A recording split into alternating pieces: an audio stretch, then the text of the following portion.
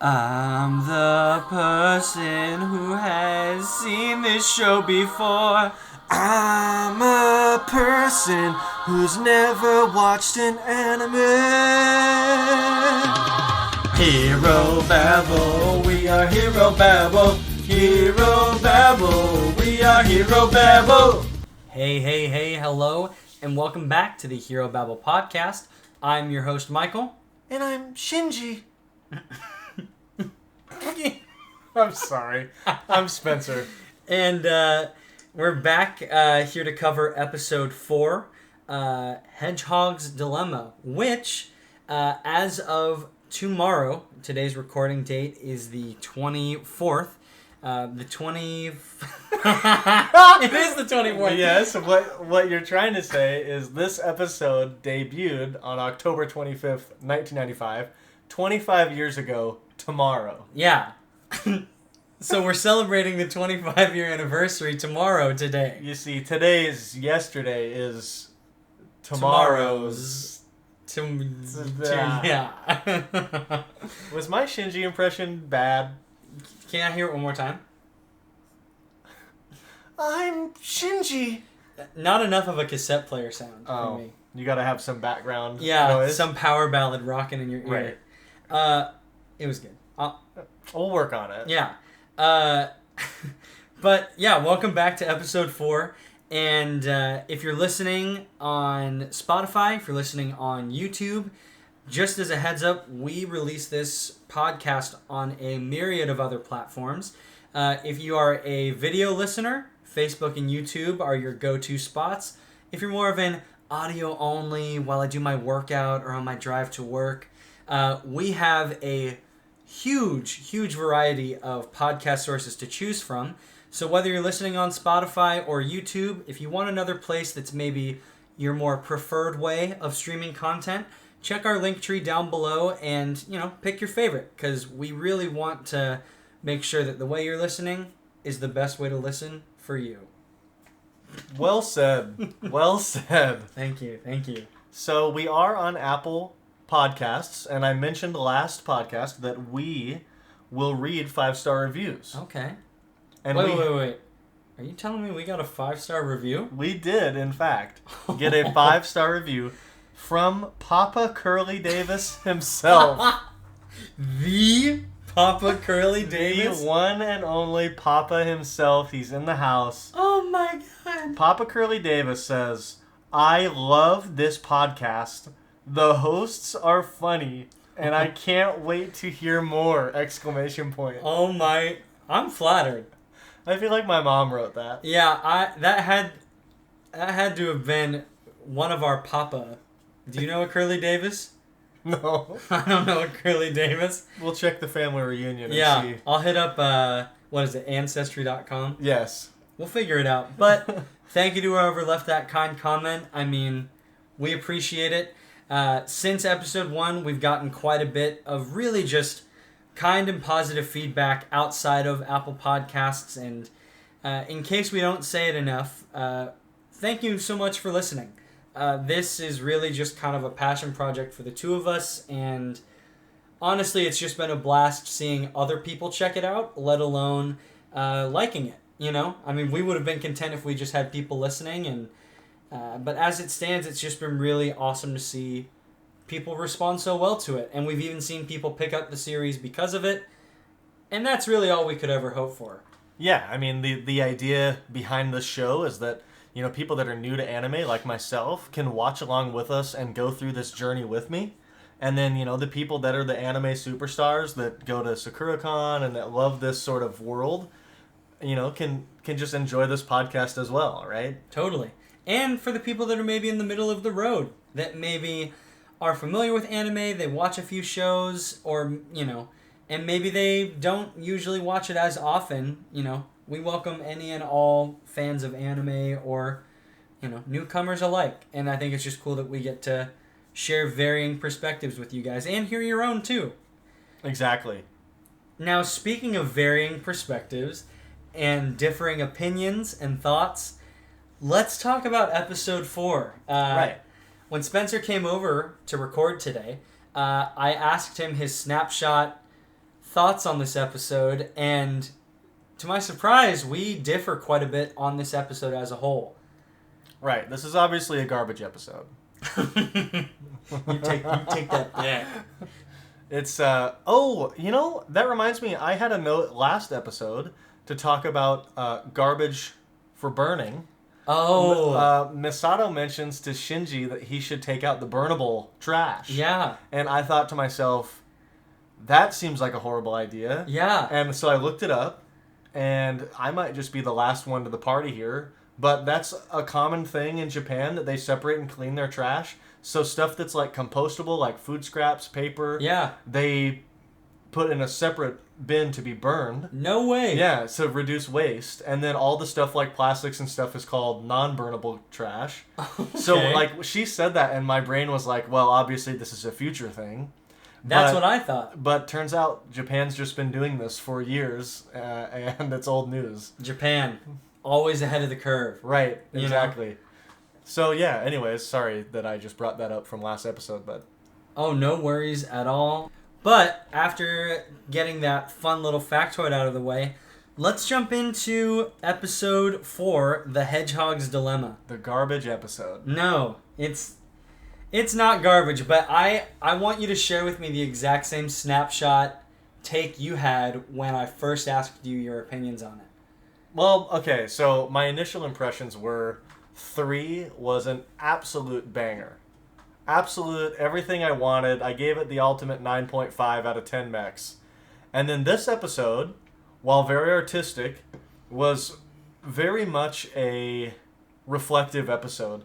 The last episode was so many things happening, so many new bits and pieces of knowledge, and this episode was a lot of like, Shinji standing in a field and, fog rolling over the hills, and I enjoyed it, but my heart was like ready for bring on the next angel, baby. Let's see his big guns do their work. Yeah, see, it's interesting you say that it's a lot of Shinji standing in a field, but I think you really need to ask yourself, why is he standing in a field? And truthfully, I think that is understandably one of the reasons that this episode, for some, maybe just doesn't hit, but for others, it does. Because right off the rip, we open with Shinji. Right off the rip. Right off the rip. We open to basically Misato finding out that Shinji has hit the eject button from Nerve. He's out of there. He's done. After his last, angel killing of episode 3. Slaughtering. He's done with it.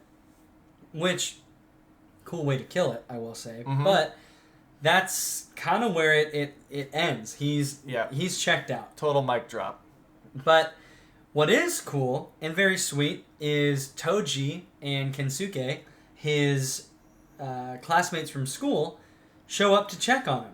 It's Right, been and the 2 kids that were with him in the Eva suit in the last episode as well. So they've also been through some shit now. Yeah, and they now have, a better understanding of Eva pilots, but they also, I think, empathize probably a lot more with Shinji in the sense of they have a much wider scope of what fighting an angel looks like. Right. So they knock on the door, Yep. expecting to see this sad boy open the door, and instead they get an absolute bombshell opening the door, and you can only imagine their impression is, he's begging this chick. Has to be. Has to be. How is he pulling this off? Well, it's funny because I think Toji, he says this line whenever Misato's around, there's the babe. Yeah. And I'm like, my man, there she is. I know, they're like in wonder. Yeah. But so the opening of that shows that I think for probably the first time, someone's come to check in on Shinji that wasn't from Nerve, had no reason to ensure that he was in a good state other than, hey, we just wanted to check on him. Right. And he's not there. He's gone. Yeah, like a big piece of the last episode was, he's starting to kind of fit in here at Nerve, but he really doesn't have anybody that calls him or anybody to really call his friend other than Masato, who he lives with. Yeah. And now it's cool to see, okay, well, now he's forging his own path. He's making some friends, and they care enough to come see how he's doing. Yeah, well, and the other part of that, too, is I think that in episode 3, you really get the notion that Shinji doesn't want to be there, but he's willing to kind of make this agreement in himself that he's going to turn off every other part of himself that he does not need to pilot an Eva. Mm-hmm. And once he's finished the task, then, he'll wait until the next one. But I think that was his resolution. But the ending of episode 3 really solidifies this, feeling of, you know what? I'm over it. Like, I don't even want to fake this anymore. I'm out.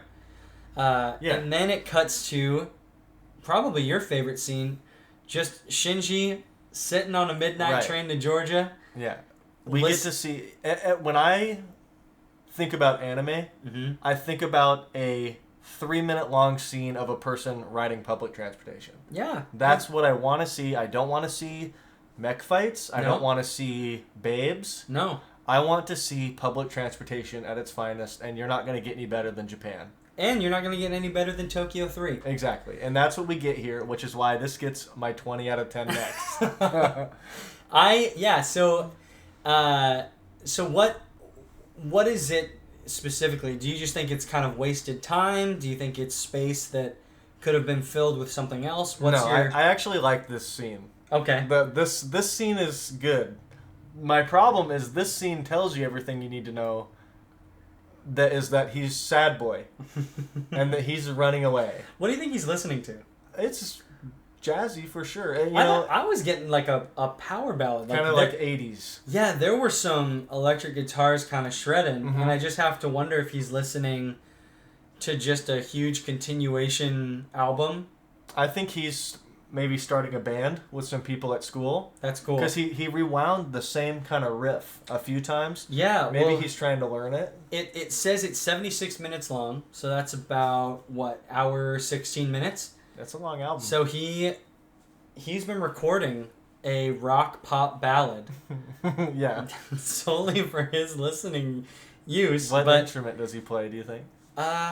I could see him being a bass player. Something, He doesn't want a lot of attention on him, but he wants to be dependable. Something sad. Which probably. I think speaks volumes to how he wants to fit in. He wants to be dependable, but he does not want, kind of the responsibility he's been kind of shoved into.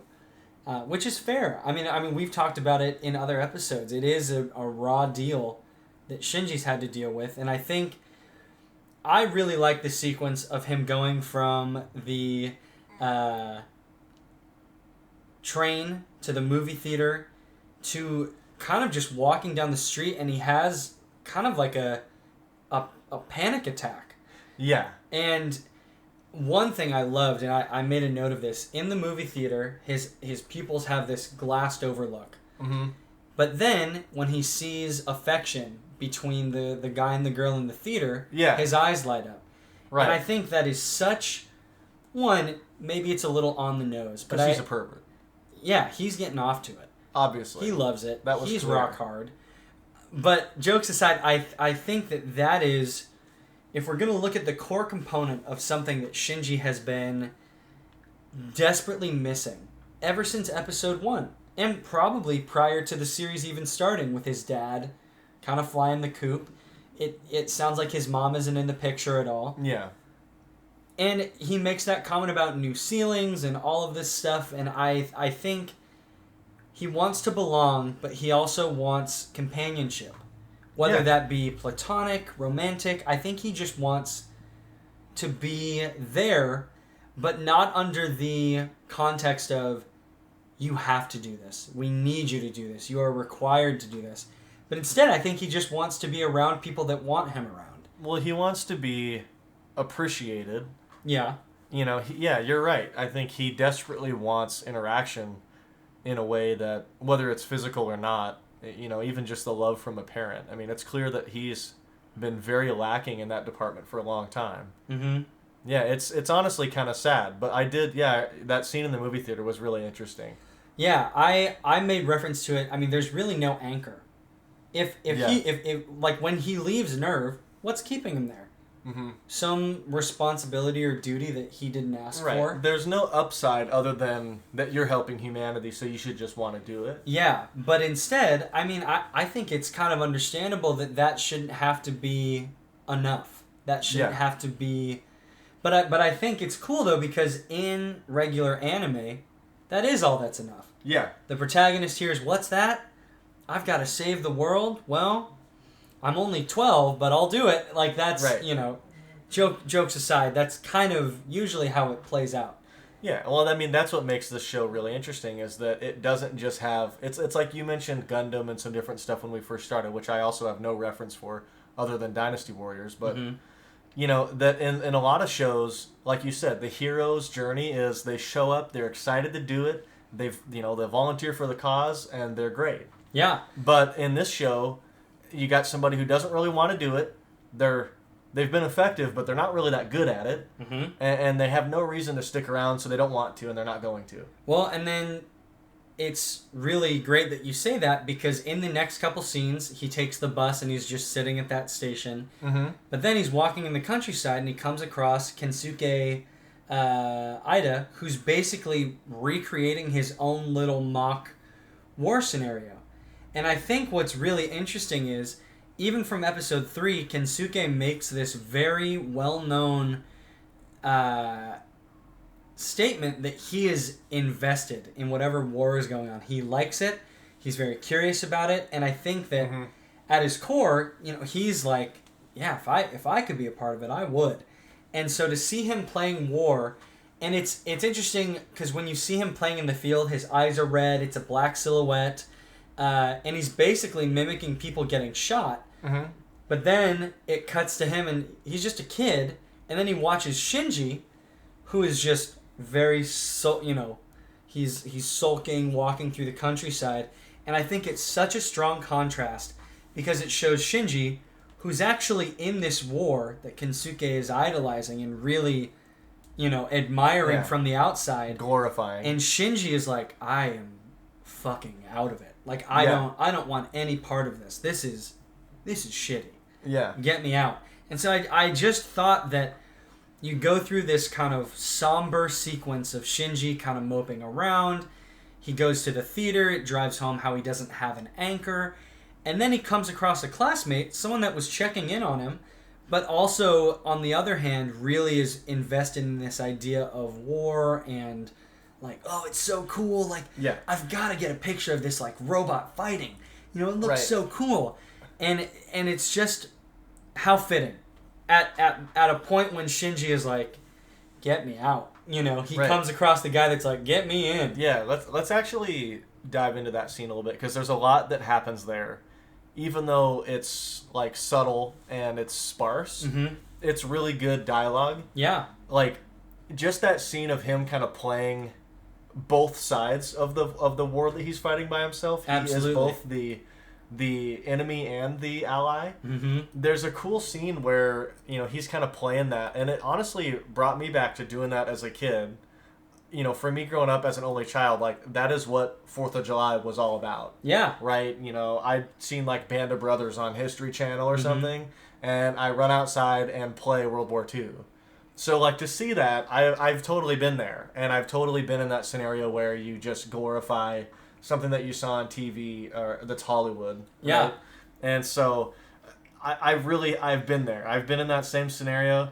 And there's a point where, once him and Shinji sit down at the campfire, where he says, like, man, I would love to be in that mech and just punching bad guys and doing that. And, yeah, Shinji's pretty much like, okay, I definitely don't. Yeah, so. He says something along the lines of, like, well, what would your mom think? You're like, like you'd make your mom worried, and then he goes, "Don't worry about it. I don't have a mom." I know. And it's kind of heartbreaking to hear that, because then you're kind of like, is he just really wanting to do this because he has nothing anchoring him? Yeah.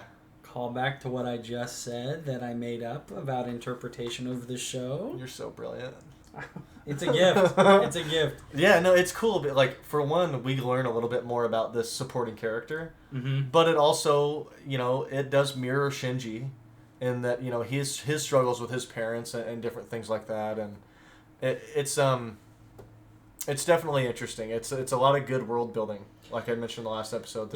To see that, you know, other people are just as scarred too, but they've turned out a little bit differently. Absolutely. Well, and to go back to what you were saying about the dialogue, there's one particular line where Kensuke says, "I envy you, living with such a beautiful woman and piloting the Evangelion." Right. And it's, I don't know, I think to me that really drives, like, the divide. And then you said, like, I wish I could get behind the controls just once and, like, punch, punch, punch. And I don't know, it's just so interesting because we talked last episode about how, you know, what is NERV or the government telling these people? What are they telling them is happening? What are they telling them about what's going on? That one could be so infatuated with this idea of, you know, being a pilot and fighting the angels and saving the world. I mean, which sounds like a noble cause, you know, and that's usually what gets people to, you know, throw down to stand up for what they feel is worth fighting for. But, yeah, absolutely. But when juxtaposed on something like this, it's a lot tougher because you're seeing it from Shinji's perspective, where, you know, he didn't ask for it. He kind of just got called upon by his deadbeat dad, and I don't know. It's just very... Yeah. There is a scene that informs a lot, that kind of it cuts to in between this kind of campfire scene and it's Masato and Ritsuko having a conversation, and they say in that conversation that, at least in my dub, which is the Netflix version, we must trust the piloting of EVAs to 14-year-olds.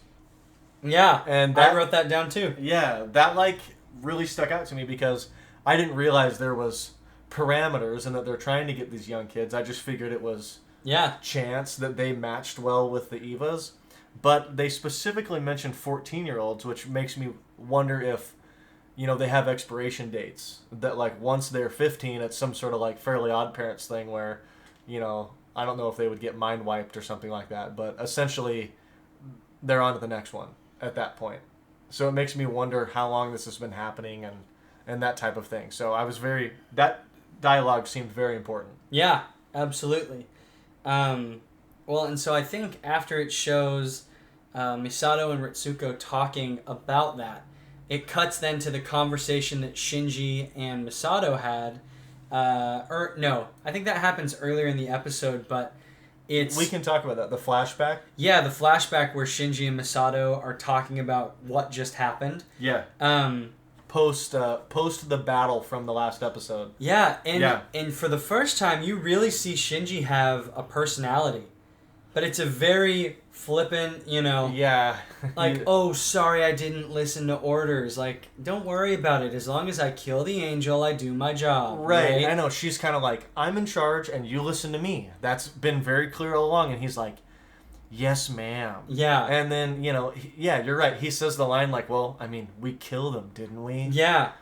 And I guess for me, on rewatch, Misato has this character arc where she basically flips back and forth. When you first meet her, laughing, lackadaisical, she seems kind of like a carefree person. Then, when in the chamber and they're asking Shinji to suit up, she's like, you have to do it. It's your responsibility. And then it cuts to them in her apartment and she's like, let's divvy up chores. And it's funny again. But then, when it cuts to her having to put on, like, her work hat mode, it's like, Shinji, you better listen to me, that whole thing. And I guess watching this thing where she's saying, you know, I'm not, like, you can't just say yes and get your way out of this. Yeah. And there's a part of me that's kind of wondering, well, what makes you think you can have your cake and eat it too? At least for me, I look at it as... Just because you're saddling this 14-year-old kid with the responsibility of saving the world, just because you're cool with it, doesn't mean that he has to be, or he has to, you know, be all gung-ho about it. I don't know. Yeah, no, I mean, we had kind of seen a little bit that she can be hot and cold and kind of have two very distinct personalities, but this is kind of the first time that we see, like, a true cold side. Yeah. Directed to Shinji. Yeah. Oh my gosh. Shinju, there it is. For context, he has been saying, I always want to say Shinju. And there it is. We're keeping it in. We need a tab of how many times we mess up the names. Yeah, luckily I think we've had a pretty good streak. We had some bumps in the road episode 3, right. but... Yeah, no, I agree. Episode 1 was like, we nailed it. Episode 2 was like 50-50. We were probably just so nervous episode 1, our brains were like firing on all cylinders. Then episode 2, we were like, Resumo. Exactly. But anyways, to cut back to it, you were saying that you get to see more of a cold personality aimed at Shinji. Yeah, like for the first time, we really full on see work mode, disciplinary Masato directed at our main character. Yeah, and I don't know. For me, I listened to what she was saying, and I don't necessarily agree with it, because up until this point, everyone has been expecting Shinji to just be the yes man. Like, what does it matter? We killed the Eva. That's the core directive, right?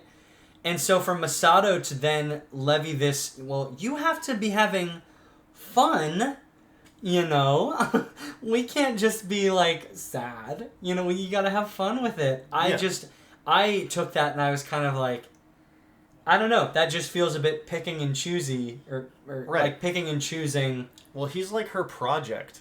Yeah. Like, because it's funny because she's really hard on him in moments like this, but she's also like buddy-buddy with him. Yeah. But then, you know, we've seen her colleagues kind of call her out or call him out for not doing his thing, and she'll stick up for him. Yeah. So it's weird because even when she's in her work mode, she stands up for him, but not necessarily to his face. Yeah, which is interesting. So, and then I guess that's a good point. I guess I really ruled out the option that maybe she too is conflicted, and yeah, Ritsuko is really like, okay, if he's not gonna work, then let's move on. Yeah, she's like, so what's up, Gendo? Like 14? Yeah. Are we gonna get any more pilots? Your new boyfriend not working out? Yeah. Well, and so then, yeah, that's okay. That's a really good point, because I guess I can see it now more so from Masato's perspective, where she's a captain. Like, she's high up, so she has her own set of responsibilities, but she also, I think, values that humanity and doesn't want...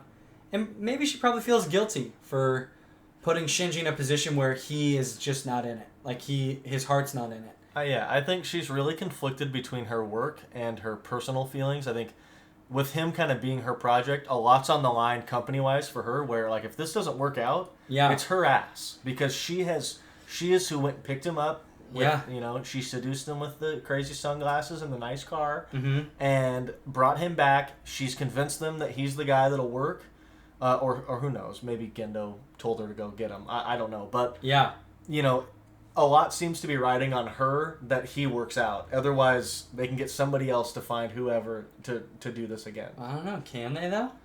You know, we'll find out. I guess I don't know, because coming up here in this episode, Shinji essentially quits Nerve. Yeah, so I think that's a really good scene, though. And one, I love hearing your thoughts on that, because I was listening to it and I was like, lay off. You know, because it's, you know, who are you to dictate how one is supposed to feel? But when you say it from that angle, I think she's very much conflicted, because she finds herself in a spot of, well, I care about him, but also... I don't want my ass to be grass. Yeah, exactly. I've worked too hard to get this far, and I'm not going to let this screw me over. Yeah. So then let's talk about Shinji's goodbye. I mean, this is pretty much, we're talking about the last 7 minutes of the episode here, but I think this last 7 minutes lasts a long time. Maybe to some people's... Yeah, it lasts a long time. But, you know, maybe 6.5 minutes longer than it needed to. Yeah. So I wrote down here that I think how fitting is it that as Shinji is starting to leave, he finally gets to visit his 2 friends. Like he's made 2 friends in Toji and Kensuke. Right. Well, he tries to visit Masato too, and they're kind of like, yeah, you don't work here anymore, bud. Yeah, you don't have clearance. You're not in Nerve. Yeah. So you've got some nerve leaving. Yeah, and his buddies kind of show up to see him off. Yeah. And, Toji is like, all right, look, I feel really bad for punching you in the face a couple times.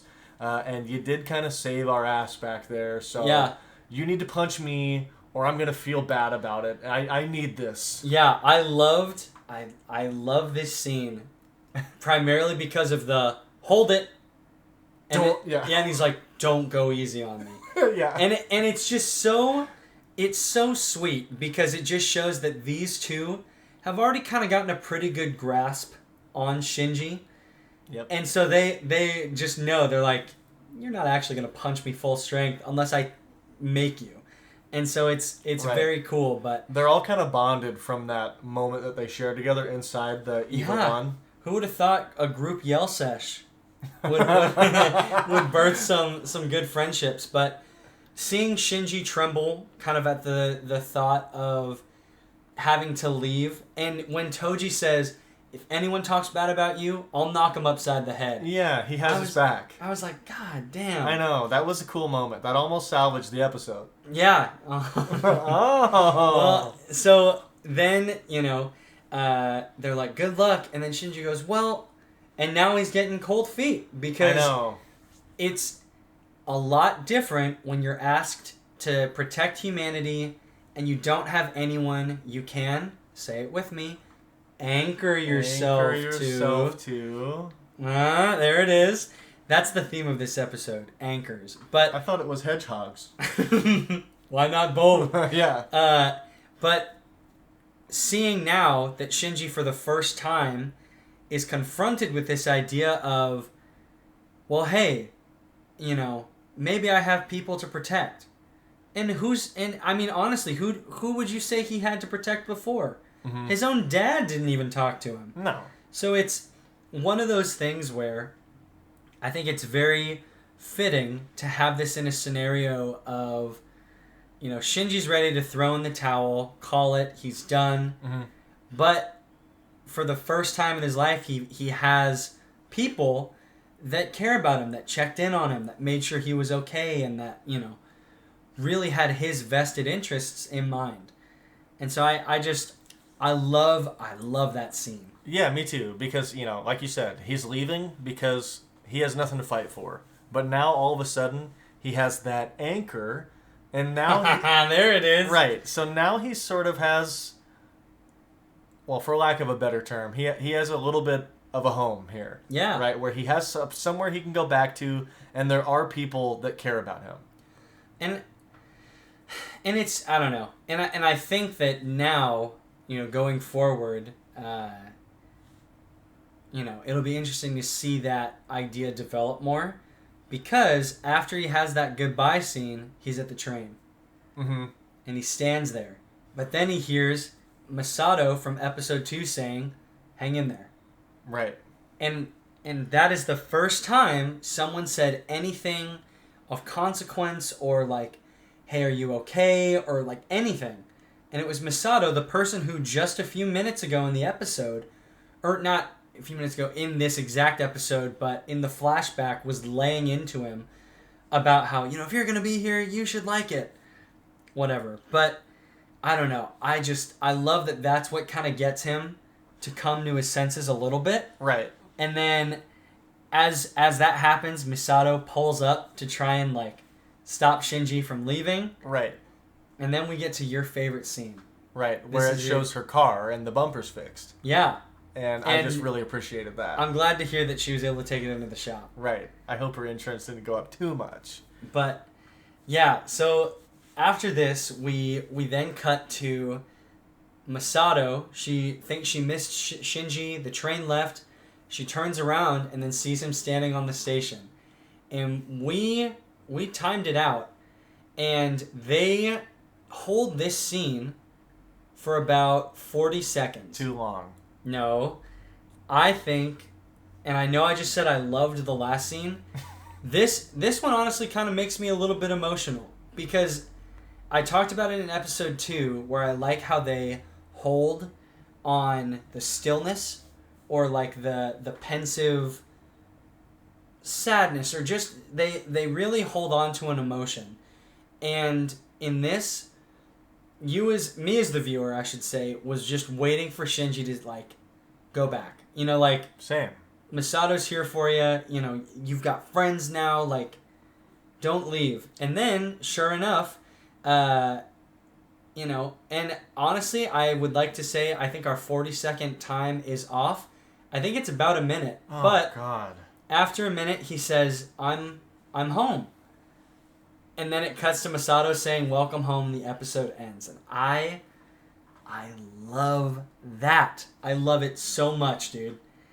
I think it's great. It just shows that Shinji's a bitch. I mean, No. it's crazy because I don't think that Nerve has earned him being a part of their organization at all. No. Yes, he has 2 friends now, but at the same time, Masato's been completely hot and cold. That organization has done nothing but use him. He's had incredible depression and pain from having to live through there. But think of it this way, though. We talked a lot about the conversation Masato and Shinji had. That was immediately following the events of the angel fight in episode 3. Mm-hmm. When Toji and Kensuke show up, they say it's been a full week since Shinji has been at school. And then it's not until Masato is walking by Ava 1 where she goes, "I think I understand it now. The Hedgehog's dilemma." Mm-hmm.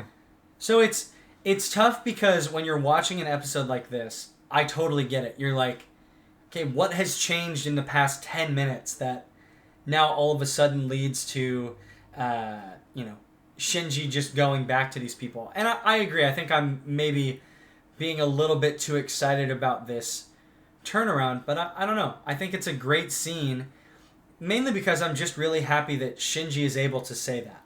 I'm really happy that he's able to say, "I'm home." It's an episode of character growth because plot-wise, really nothing happens except that Shinji started out the episode working at Nerve, and then he ends the episode working at Nerve. Nothing really changes except that his mindset is different now going into the rest of the episodes. Yeah. I would have liked to see him leave. I want to see what Nerve does without him. Maybe they fail trying to get other people involved. Maybe nothing works and they find out that they need him and then they coax him back and treat him the way he deserves to be treated. Yeah. That's kind of the arc I was wanting to see. I wanted to see him leave and maybe he finds that his home life has no purpose and he enjoyed working at Nerve. I thought we would get something like that where both sides end up deciding, okay, we need each other. Yeah. And, you know, instead what we got was a minute-long scene where 2 people stood and somehow didn't notice each other and then noticed each other. Wait, what to... Oh, well, I think the full minute they noticed each other, but, you know, I think, one, Misato not saying anything to Shinji was good because she's done a lot of talking at him. That's true. Not a whole lot of listening. Yeah. But to then have Shinji's words be, I'm home. Mm-hmm. Think about episode 2 when he said this. And there's memes that go around where it's people going, no, but like this is why it's deep. And I don't know. I think to episode 2, he makes a distinct reference about new ceilings, and he's like, it's okay. Like I'm used to like jumping around. Yeah. It's never been cemented in one place.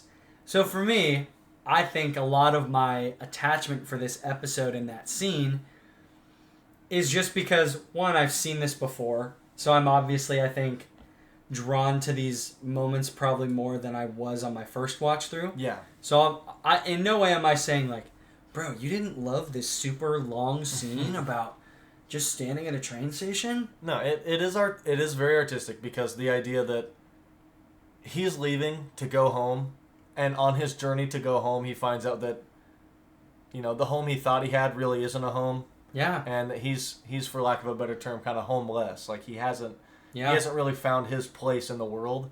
And maybe he did find it at Nerve with his buddies.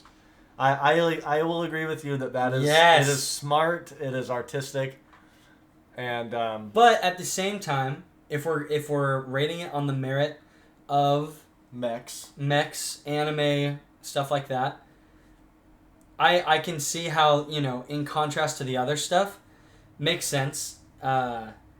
But I don't know. For me, I think this is where the series, if it hasn't already, kind of really subverts the mech genre by focusing a lot more on the characters, their mental space, and just kind of how they're navigating day-to-day life, with the backdrop being crazy carnage going on in the world, and they're the only ones that can stop it.